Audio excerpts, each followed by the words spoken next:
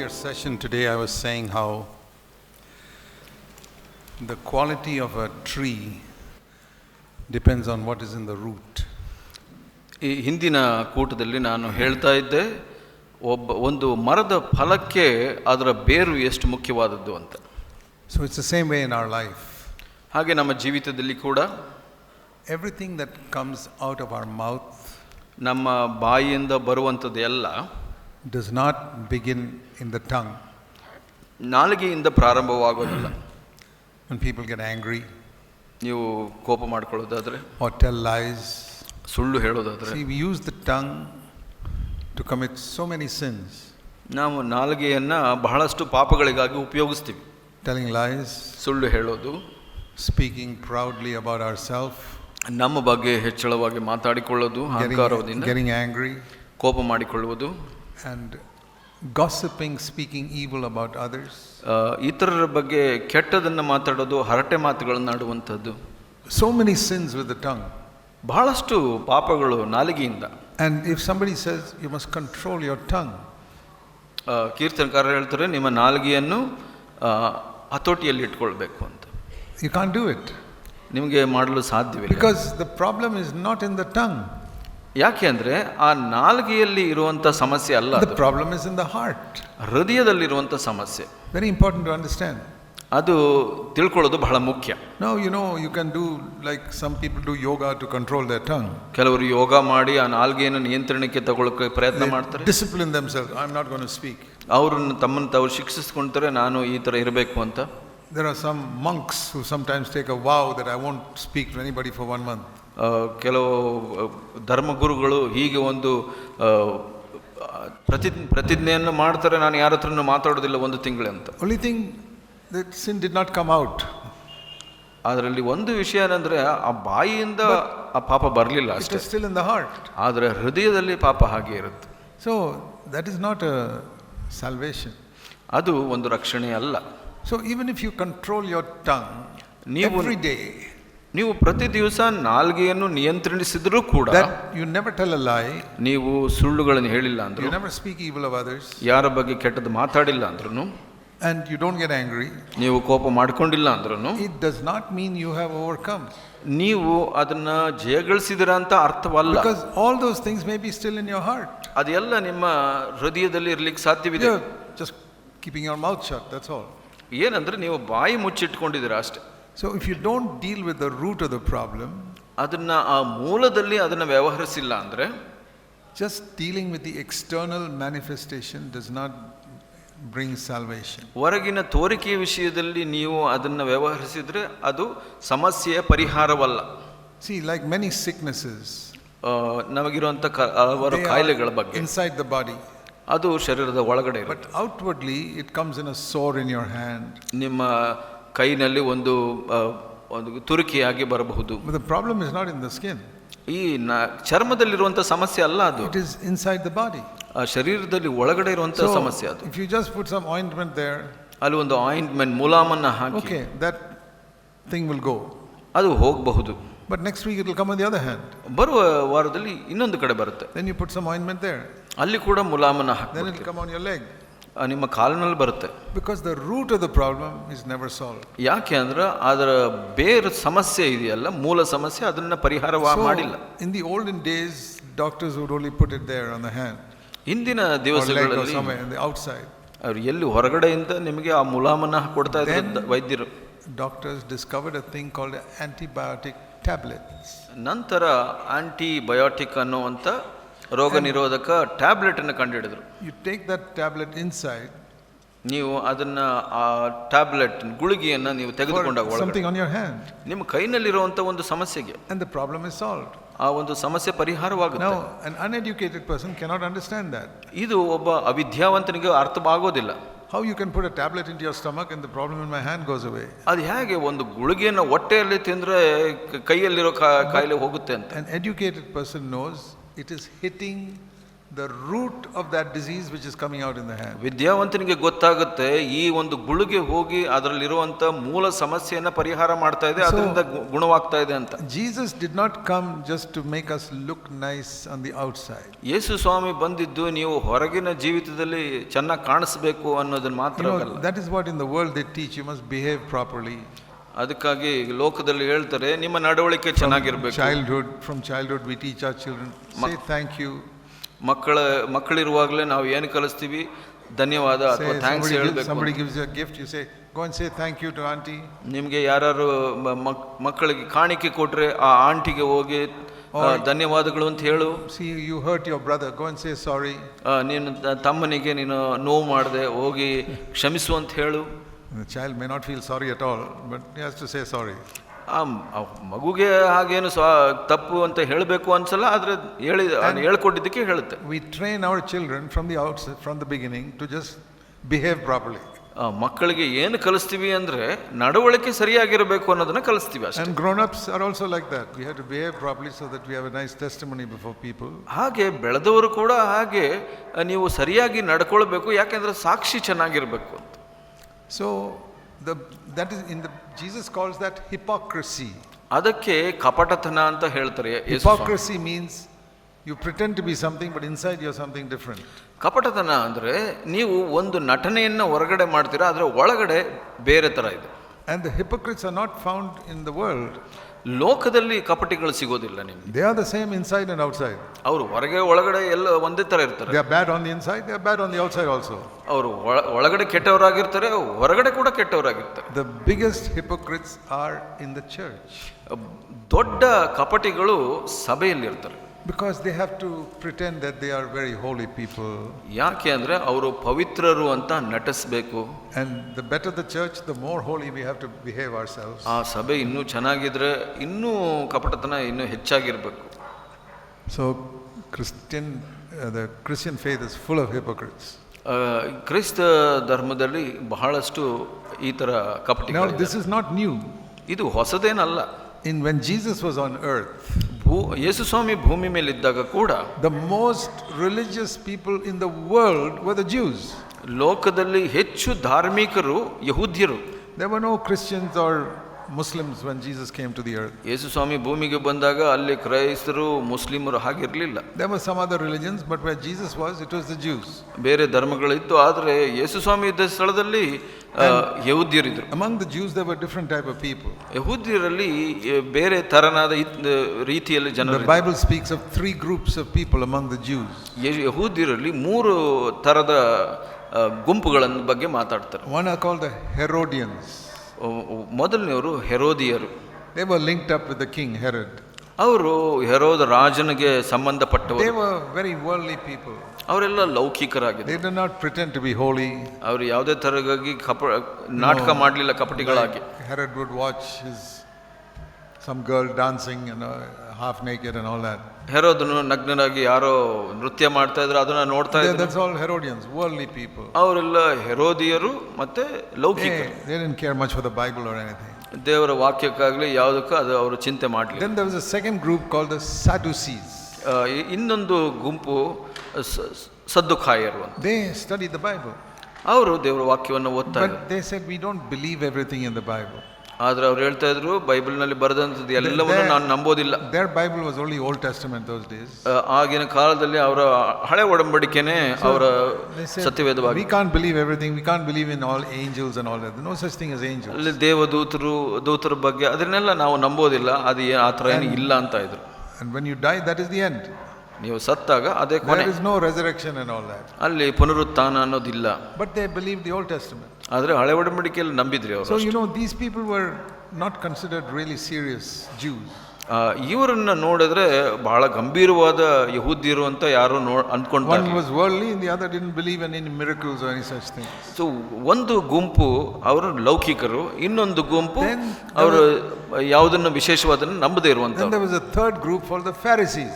ಮೂರನೇ ಗುಂಪಿತ್ತು ಫರಿಸಾಯರು ಅಂತ. They believed every word in the Old Testament. ಹಳೆ ಒಡಂಬಡಿಕೆಯಲ್ಲಿದ್ದ ಎಲ್ಲಾ ಪದಗಳನ್ನು ಅವರು ನಂಬಿದವರು. They believed in the miracles. ಅವರು ಅದ್ಭುತಗಳಲ್ಲಿ ವಿಶ್ವಾಸವಿತ್ತು. They kept all the rituals of the law. ಈ ಎಲ್ಲ ಒಂದು ಕಾರ್ಯ ನಡವಳಿಕೆಗಳನ್ನ ಆಚರಿಸ್ತಾ ಇದ್ರು. Every Saturday they would go to worship God. ಶನಿವಾರ ಅವರು ದೇವರ ಆರಾಧನೆಗೆ ಹೋಗ್ತಾ ಇದ್ರು. And among these three groups, ಈ ಮೂರು ಗುಂಪುಗಳಲ್ಲಿ do you know who Jesus condemned the most? ಯಾರನ್ನ ಯೇಸು ಸ್ವಾಮಿ ಖಂಡಿಸಿದ್ರು ಗೊತ್ತಾ? The Pharisees. ಪರಿಸಾಯರನ್ನ. He said, you will all go to hell. ನೀವು ಎಲ್ಲ ನರಕಕ್ಕೆ ಹೋಗ್ತೀರಾ. He didn't say that to the Sadducees and Herodians. ಹೆರೋದಿಯರಿಗೆ ಸದ್ದುಕಾಯರಿಗೆ ಈ ಮಾತನ್ನ ಹೇಳಲಿಲ್ಲ. They may also have been going to hell. ಅವರು ಕೂಡ ನರಕಕ್ಕೆ ಹೋಗ್ತಾರೆ. But the Pharisees he condemned because they pretended to be so holy. ಯಾಕೆ ಪರಿಸಾಯರನ್ನ ಹೆಚ್ಚಾಗಿ ಖಂಡಿಸಿದ್ರು ಅಂದ್ರೆ ಅವರು ಪವಿತ್ರರು ಅಂತ ಕಪಟತನವಾಗಿ ನಾಟಕ ಮಾಡಿದ್ರು. The other groups did not pretend to be so holy. ಆದ್ರೆ ಈ ಇತರ ಗುಂಪುಗಳನ್ನವರು ಈ ತರ ಪವಿತ್ರರು ಅಂತ ನಾಟಕ ಮಾಡಲಿಲ್ಲ. You read the Gospels, you never find Jesus condemning the Herodians or condemning the Sadducees. ಇಲ್ಲಿ ನೀವು ಸುವಾರ್ತೆಯನ್ನು ಓದಿದ್ರೆ ಅದರಲ್ಲಿ ಯೇಸು ಸ್ವಾಮಿ ಅವರನ್ನ ಖಂಡಿಸೋದನ್ನ ನೀವು ನೋಡೋದಿಲ್ಲ.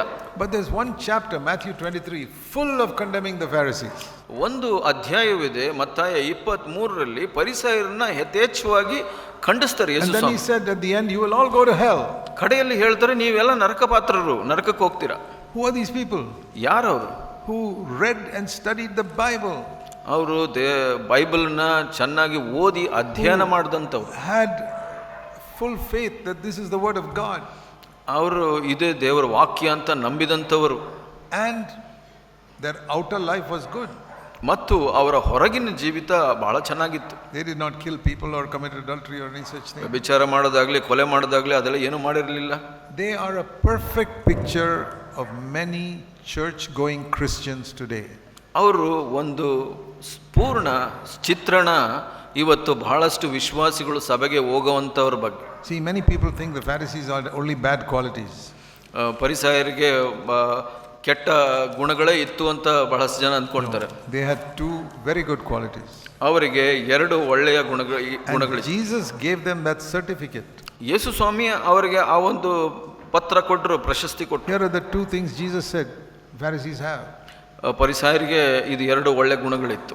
See, in Matthew 23, ಮತ್ತಾಯ 23ರಲ್ಲಿ Jesus said Yesu Swami to ಹೇಳಿದರು his disciples, ತನ್ನ ಶಿಷ್ಯರಿಗೆ ಹೀಗೆ ಹೇಳಿದರು. the Pharisees and scribes are sitting on the chair of Moses. ಮೋಶೆಯ ಪೀಠದಲ್ಲಿ ಶಾಸ್ತ್ರಿಗಳು ಪರಿಸಾಯರು ಕುಳಿತುಕೊಂಡಿದ್ದಾರೆ. And listen to this. ಕೇಳಿದನ್ನ Verse 3. 3ನೇ ವಚನ, Matthew 23:3. ಮತ್ತಾಯ 23:3. Everything that they tell you to do, you must do.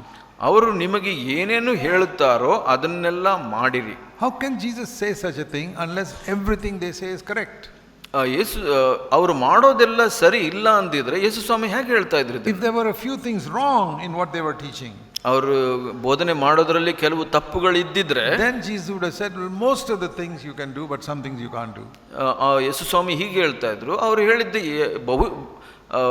ಹೆಚ್ಚಿನ ಅಂಶ ನೀವು ಪಾಲ್ಗೊಳ್ಳಿರಿ, ಆದ್ರೆ ಕೆಲವರನ್ನ ಹಿಂಬಾಲಿಸಬೇಡಿ ಅಂತ ಇದ್ರು. Everything they tell you to do.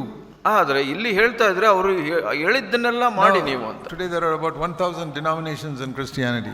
ಇಲ್ಲಿ ಒಂದು 100 ಇವತ್ತು 1,000 ಗುಂಪುಗಳಿರ್ಬೋದು ಕ್ರೈಸ್ತ ಜೀವಿತದಲ್ಲಿ. Roman Catholic to Pentecostal, so many denominations. Roman Catholic, ಪೆಂತಕೋಸ್ತರು, ಹಾಗೆ ಬಹಳಷ್ಟು ಗುಂಪುಗಳಿದೆ. So many different groups. ಅವರು ಬೇರೆ ಬೇರೆ ಗುಂಪುಗಳಿದೆ. Will Jesus say about all these groups, everything they say to you, you can do?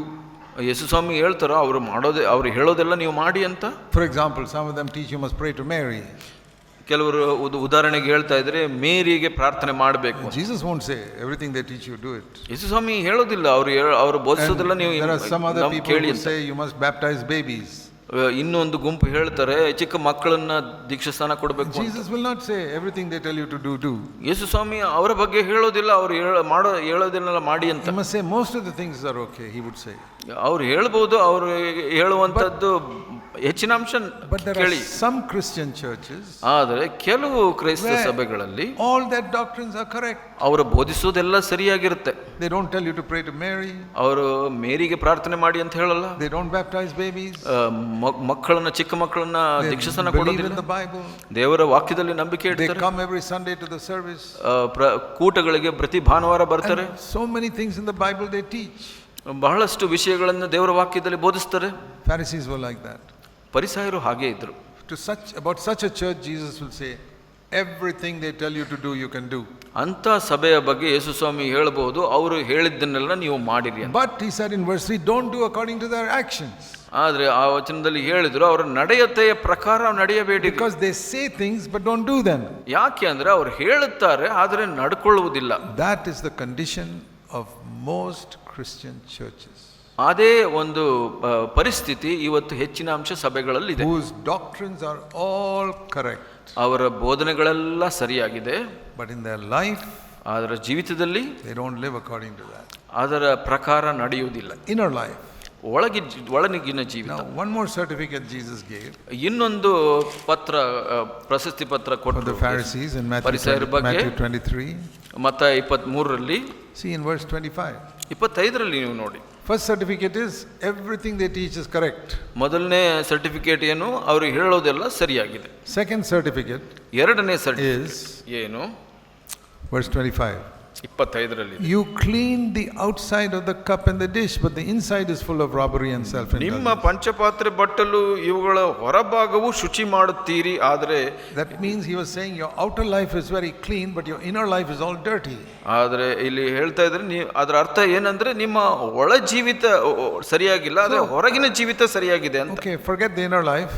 ಈ ಒಳಗಿನ ಜೀವಿತ ಬಿಟ್ಟು ಬಿಡೋಣ. But isn't this a good certificate that your outer life is good? ಇಲ್ಲಿ ಒಂದು ಒಳ್ಳೆ ಸರ್ಟಿಫಿಕೇಟ್ ಅಲ್ವಾ, ನಿಮ್ಮ ಹೊರಗಿನ ಜೀವಿತ ಸರಿ ಇದೆ ಅಂತ ಹೇಳುವಂತದ್ದು. You're not committing adultery, you're not stealing.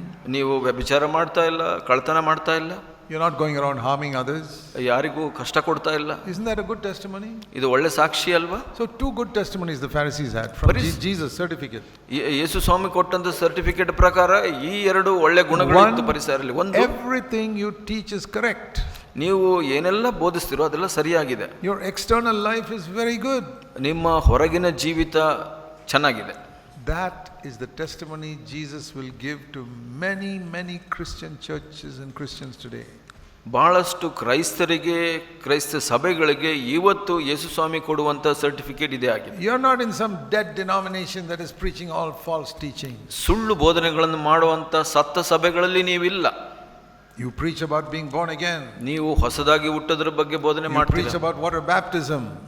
ನೀರಿನ ದೀಕ್ಷಾಸ್ನಾನದ ಬಗ್ಗೆ ಪ್ರಚಾರ ಮಾಡ್ತೀರಾ. You preach about holiness. ನೀವು ಪವಿತ್ರ ಜೀವಿತದ ಬಗ್ಗೆ ಕೂಡ ಬೋಧನೆ ಮಾಡ್ತೀರಾ. And your external life is good. You don't kill anybody. ನೀವು ಯಾರಿಗೂ ಕೊಲೆ ಮಾಡೋದಿಲ್ಲ, ಹೊರಗಿನ ಜೀವಿತ ಚೆನ್ನಾಗಿದೆ. You don't commit adultery. ನೀವು ವ್ಯಭಿಚಾರ ಮಾಡೋದಿಲ್ಲ, you don't steal, ಕಳ್ಳತನ ಮಾಡೋದಿಲ್ಲ. But the inside of your life is all filthy. ಒಳಗಿನ ಜೀವಿತ ಬಹಳ ದುಷ್ಟಕರವಾಗಿದೆ. So what is the Lord saying to many Christians today? ಬಹಳಷ್ಟು ಕ್ರೈಸ್ತರಿಗೆ ಏನು ಹೇಳ್ತಾರೆ? Your doctrine is all correct. ನಿಮ್ಮ ಬೋಧನೆಗೆ ಸರಿಯಾಗಿದೆ. Your external life is very impressive. ನಿಮ್ಮ ನಡವಳಿಕೆ, ಹೊರಗಿನ ಜೀವಿತ ಬಹಳ ಚೆನ್ನಾಗಿದೆ. Your inside is all dirty. ಒಳಗೆ ಬಹಳ ಅಶುದ್ಧತೆ ಇದೆ. See, it says here. ಇಲ್ಲಿ ಹೇಳ್ತಾ ಇದ್ದಾರೆ, your external cup, outside of the cup is clean. ಪಂಚಪಾತ್ರೆ ಹೊರಭಾಗ ಶುದ್ಧವಾಗಿದೆ. Inside is full of self indulgence. ಒಳಗೆ ಸುಲುಕೊಂಡವುಗಳಂತ ಇಹಭೋಗ ಪದಾರ್ಥಗಳಿಂದ ತುಂಬಿಕೊಳ್ಳುತ್ತೆ. You only think of yourself. ಒಳಗಿನ ಜೀವಿತದಲ್ಲಿ ನೀವು ಸ್ವಾರ್ಥಿಗಳಾಗಿ ನಿಮ್ಮ ಬಗ್ಗೆನೇ ಯೋಚನೆ ಮಾಡ್ತೀರಾ. Whatever lust will satisfy you, you think about that in your mind.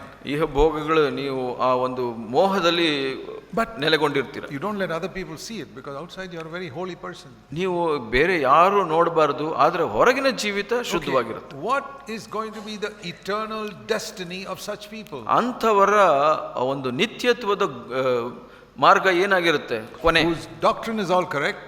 ಅವರ ಬೋಧನೆಗಳು ಸರಿಯಾಗಿದೆ. And whose external life is very good. ಹೊರಗಿನ ಜೀವಿತ ಬಹಳ ಚೆನ್ನಾಗಿದೆ. That even Jesus can certify it. ಯೇಸು ಸ್ವಾಮಿ ಕೂಡ ಅವರಿಗೆ ಸರ್ಟಿಫಿಕೇಟ್ ಕೊಡ್ತಾರೆ. Their inner life is dirty. ಆದರೆ ಒಳ ಜೀವಿತ ಅಶುದ್ಧವಾಗಿದೆ. What is the eternal fate of such people? ಅಂತವರ ಗುರಿ, ನಿತ್ಯತ್ವದ ಗುರಿ ಏನಾಗಿರುತ್ತೆ ಕೊನೆ? Verse 33. 33ರಲ್ಲಿ ಇದೆ. How can you escape going to hell? ನರಕ ದಂಡನೆಯಿಂದ ಹೇಗೆ ತಪ್ಪಿಸಿಕೊಂಡಿರಿ? How will you escape the judgment of hell? ಆ ಒಂದು ನರಕ ದಂಡನೆಯನ್ನು ಹೇಗೆ ತಪ್ಪಿಸಿಕೊಳ್ತೀರಾ ನೀವು? How many Christians believe that? ಎಷ್ಟು ಕ್ರೈಸ್ತರು ಇದನ್ನು ನಂಬುತ್ತಾರೆ? How many Christians whose doctrine is all correct? ಬಹಳಷ್ಟು ಹೆಚ್ಚಿನ ಅಂಶ ಕ್ರೈಸ್ತರು ಅವರ ಬೋಧನೆ ಸರಿಯಾಗಿರುತ್ತೆ. External life is very good. ಹೊರಗಿನ ಜೀವಿತ ಬಹಳ ಚೆನ್ನಾಗಿದೆ. But internal life is filthy. ಒಳಗಿನ ಜೀವಿತ ಅಶುದ್ಧವಾಗಿದೆ. How many such Christians believe that Jesus will send them to hell? ಎಷ್ಟು ಕ್ರೈಸ್ತರು ಇದನ್ನು ನಂಬ್ತಾರೆ, ಯೇಸು ಸ್ವಾಮಿ ಅವರನ್ನ ನರಕಕ್ಕೆ ಕಳಿಸ್ತಾರೆ ಅಂತ? I'll tell you, the devil does not want you to read such chapters. ನಾನು ಹೇಳ್ತೀನಿ, ಸೈತಾನನು ನೀವು ಈ ವಚನಗಳನ್ನು ಓದಲಿಕ್ಕೆ ಬಿಡೋದಿಲ್ಲ.